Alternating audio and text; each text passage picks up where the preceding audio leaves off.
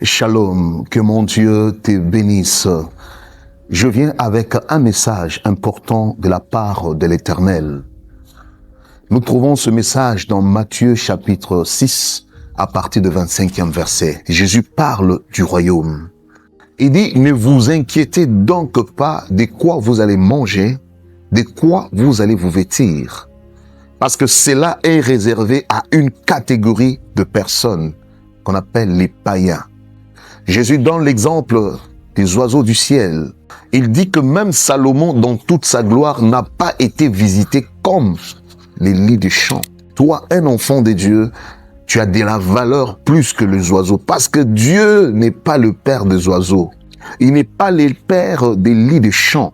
Il est ton père à toi. Voilà pourquoi il te dit à toi, tu as de la valeur de plus que ces choses-là. Alors arrête de beaucoup t'inquiéter, arrête de te comporter comme si tu étais un païen. Qu'est-ce que Ecclésiaste chapitre 2, verset 26 dit? L'homme qui lui est agréable, qui est son fils, Dieu donne trois choses.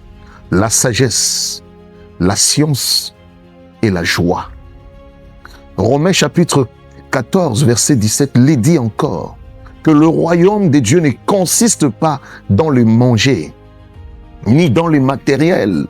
C'est la paix, la joie, la sagesse. Cela veut dire, toi, un enfant de Dieu, Dieu te réserve ces trois choses.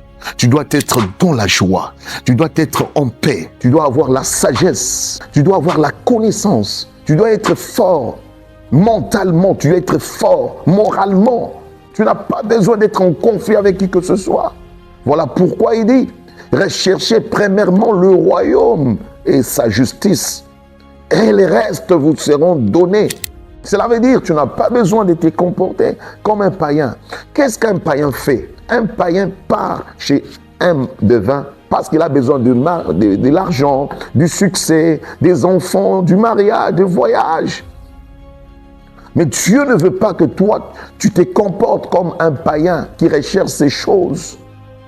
Quand je reviens encore à Ecclésiaste chapitre 2, la Bible est en train de dire, quand l'homme qui lui est agréable obtient ces trois choses, maintenant il donne aux païens, il donne aux oiseaux la force de travailler afin d'apporter ces choses aux enfants de Dieu, tels que tu es là. Le païen doit travailler pour toi.